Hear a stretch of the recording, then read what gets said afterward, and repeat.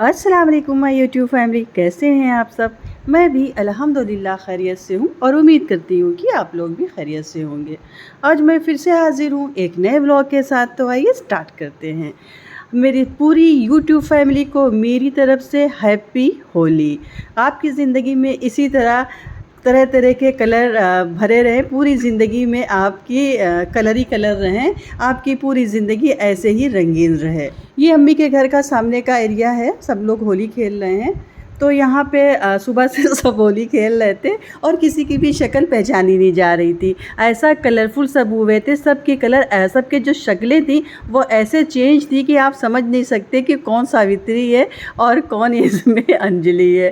खैर, दिन भर सब होली खेले, उसके बाद फिर सब आराम से बैठ के पाइप लगा के मोटा वाला और नहाना धोना शुरू कर दिया। हम लोग भी अपने घर के सामने खड़े होकर देख रहे थे कि वो लोग कैसे होली खेल रहे हैं। अब ये शाम का टाइम है, सब बच्चे इकट्ठे हो गए हैं। इब्ने जो हैं वो अपने मामा के पूरा बैग चेक कर रहे हैं कि क्या क्या बैग में रखा हुआ है, और बाकी इशरा बना रही हैं पर्ची। चोर सिपाही सब खेलने जा रहे हैं। अम्मी के पैर में दर्द हो रही थी तो हुसैन अम्मी की खिदमत कर रहे हैं, और बाकी आबिस को तो नींद है ही नहीं। आबिस सब के बाद सोता है और सबसे पहले उठ जाता है। और यहाँ पे इन सब के चेहरे देखिए, ये रात के 12 बजे का टाइम है लेकिन किसी के चेहरे पे नींद नहीं है, और किसी कहीं से नहीं लग रहा है कि ये रात 12 बजे का टाइम है। मतलब जैसे लग रहा है कि सुबह है। ये सब रात भर जगते हैं, सहरी करके उसके बाद फिर ये सब सोते हैं। इलाहाबाद में भी रूटीन यही रहता है, लेकिन वहाँ पढ़ाई लिखाई होती रहती है तो सब सुस्त रहते हैं, लेकिन यहाँ पे ऐसा नहीं है। यहाँ पे ये लोग बस सिर्फ खेल, सिर्फ खेला। और देखिए, जो इधर पर्ची फेंकी नहीं जा रही है उधर लूट मच जा रही है। मतलब सब चीटिंग करने के चक्कर में है कि बस जल्दी से हम अपनी चिट उठा लें। जब चिट बनी थी तो चिट में कोई निशान नहीं था, लेकिन बाद में सब ने निशान लगा लिए और सब कूद कूद के पहले ही उठा ले रहे हैं। तो चीटिंग बहुत ज़्यादा हो गई, इसलिए गेम ज़्यादा देर तक नहीं चला, बस जल्दी बंद कर दिया गया।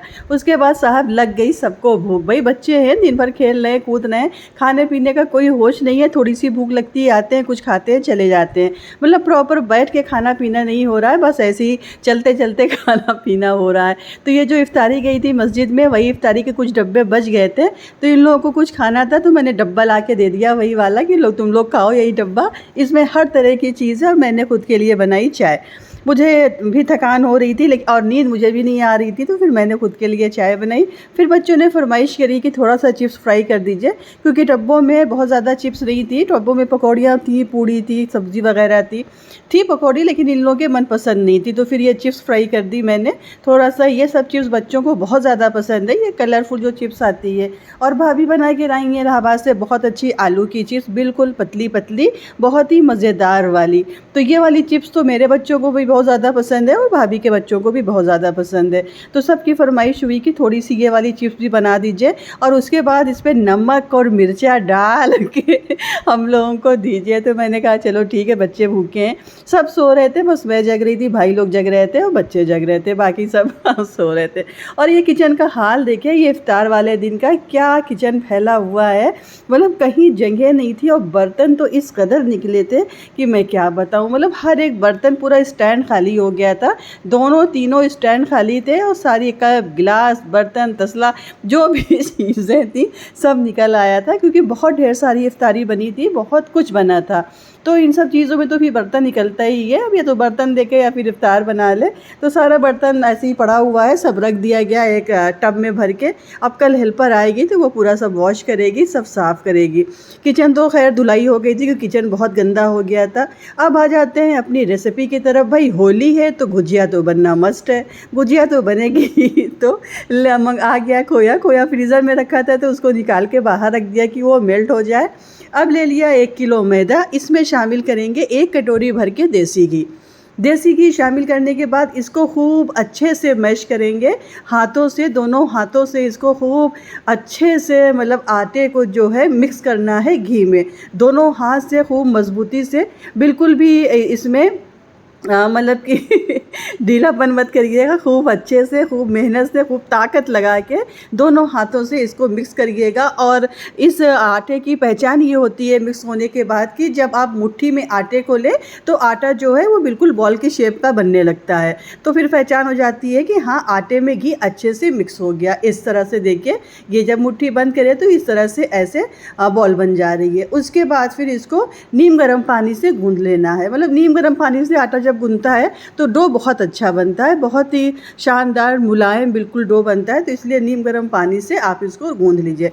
बहुत ज़्यादा इसको गीला नहीं करना है और बहुत ज़्यादा इसको सूखा नहीं रखना है। मीडियम मतलब सॉफ्ट टाइप का इसका डो बनाना है, बहुत अच्छा डो बनाना है। अगर सूखा रखेंगे तो फिर आपको बेलते टाइम उसकी ज़रूरत पड़ेगी, मैदे की ज़रूरत पड़ेगी इसमें लगाने के लिए। और गीला रखेंगे तो भाई गीला तो बिल्कुल ही बेकार हो जाएगा, क्योंकि उससे तो गुजिया बनेगी ही नहीं। खैर, आटा गूंद गया। अब ले लिया छोटी इलायची, उसमें चीनी डाल के उसको पीस लेंगे। चीनी ये थोड़ी सी पिसी रखी हुई थी और चीनी मैंने पीसी और छोटी इलायची साथ में उसके पीस लिया था, शामिल कर दिया। ये काजू बादाम को मैंने ले लिया था गरी, इसको ऐसे ही चॉप करके शामिल करेंगे, इसको ग्राइंड नहीं करेंगे, इसको ऐसे ही मतलब छोटा छोटा चॉप कर लेंगे। चॉप करके इसको शामिल करेंगे। थोड़ी सी चिरौंजी भी शामिल की थी। सारा काजू बादाम गरी चिरौंजी सबको पहले ड्राई रोस्ट किया था।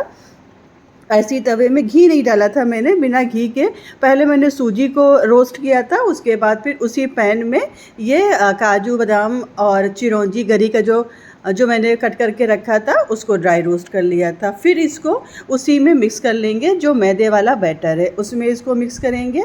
खोया बिल्कुल मेल्ट हो गया था तो खोए को भी भून लिया था खूब अच्छे से, ऐसे गोल्डन कलर आ गया था खोए का भी, तो खोया भी भून लिया था। और ये सूजी भी भून ली थी, सूजी भी अच्छे से भूनी थी।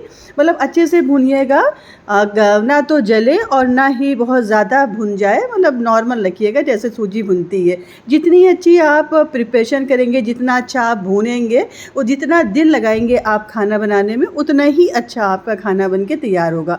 खाना क्या, कोई भी चीज़ हो, गुजिया हो, खस्ता हो या कुछ भी हो, मतलब मेन होता है इसमें दिल लगाने वाला। अगर बोझ समझ के आप कुकिंग करेंगे तो फिर कुकिंग में मज़ा नहीं आएगा। तो ये सारी चीज़ें भून गई, सारी चीज़ें पिस गई और ये मिक्सचर तैयार हो गया। ज़बरदस्त महक आ रही थी, इतनी अच्छी खुशबू थी इसकी। छोटी इलायची का फ्लेवर तो होता ही अच्छा है। उसके बाद जब ये सारी चीज़ें मिक्स हो गई थी तो क्या बात है, सारी लड़कियां बैठ गईं, मतलब मेरी भाई की सब लड़कियां सब बैठ गईं। और कोई बेल रहा था, कोई पेड़ा बना रहा था, कोई फिल कर रहा था। ये मोल्ड यहाँ पे नहीं था, यहाँ वाला मोल्ड पिछले साल हम लोग से टूट गया था, तो ये मोल्ड आया है। ये दोनों मोल्ड बगल से आया है और ये उसी से। और ये सब कैसा बेल नहीं है, कोई इनका शेप ही नहीं बन पा रहा है। कभी ये लंबा हो जा रहा है, कभी ये चौड़ा हो जा रहा है, लेकिन ठीक है, चलो कोई बात नहीं, शुरुआत है, अभी टेढ़ा मेढ़ा बन रहा है, बाद में ये अच्छा बनेगा। और मतलब अच्छा हो रहा था, ये था कि टाइम लग रहा था, बहुत धीरे धीरे ये लोग बेल नहीं थी। उसके बाद फिर उसका पेड़ा बन रहा था, फिर उसमें फिल हो रहा था, मतलब इतना धीरे धीरे। मैं भी आराम से फ्री थी कि चलो ठीक है, तुम लोग आराम से तैयार करो, मुझे फ्राई करना है, मैं फ्राई कर लूँगी। और नभा भी बेचारी बहुत मेहनत कर रही थी, ये पेड़ा बना रही थी, कितनी मेहनत से पूरा एफर्ट लगा रही थी बेचारी कि पेड़ा बन जाए लेकिन पेड़ा बन नहीं पा रहा था। ये इस तरह से फील हो रहा था, बहुत ही नज़ाकत से, जैसे कश्मीर में ये लोग बैठे हों और कोई कढ़ाई वगैरह कर रहे हो, मतलब वहीं से। उसी में मच्छरों ने इतना ज़्यादा परेशान किया हुआ है यहाँ पे, दिन में भी मच्छर है, रात में भी मच्छर है, मच्छर बहुत परेशान किए यहाँ पे। खैर, इधर ये लोग बना रहे थे, उधर किचन में मैंने चढ़ा दी कढ़ाई। देसी घी में फ्राई करना है, ज़्यादा घी नहीं था घर में, तो इसलिए अनी घी आया मार्केट से, इसी घी में फ्राई होगा। इसी घी में पूरी गुजिया फ्राई होगी। कढ़ाई में डाल दिया पूरा 1 किलो तेल, क्योंकि बहुत ढेर सारी गुजिया है तो 1 किलो तेल शामिल कर दिया। अब इसी में सारी गुजिया को फ्राई कर लेंगे। मीडियम टू हाई फ्लेम पे इसको फ्राई करना है। जब आप गुजिया को डालिएगा तो गैस की फ्लेम को हाई रखिएगा, उसके बाद फिर इसको लो कर दीजिएगा, तभी आपकी गुजिया कुरकुरी और क्रिस्पी बनेगी। नहीं तो ऊपर से ये बिल्कुल पक जाएगी और अंदर से कच्ची रह जाएगी। ये था मेरा आज का व्लॉग। उम्मीद है कि पसंद आया होगा। एक बात और, आप लोगों ने बहुत ज़्यादा प्यार दिया, बहुत ज़्यादा सपोर्ट किया। मेरे 1 के सब्सक्राइबर कंप्लीट हो गए। शुक्रिया आपका, बिना आपके साथ के ये पॉसिबल नहीं था। इसी तरह से आप मेरे साथ रहिएगा, अपना प्यार मुझे देते रहिएगा, मुझसे कनेक्ट रहिएगा। बहुत बहुत शुक्रिया आपका दिल से। ये था मेरा आज का व्लॉग। मिलते हैं आपसे नेक्स्ट व्लॉग में। तब तक अपना ख्याल रखिए, अपनों का ख्याल रखिए, मुझे दुआओं में याद रखिए। खुश रहिए। अल्लाह हाफिज़। बाय।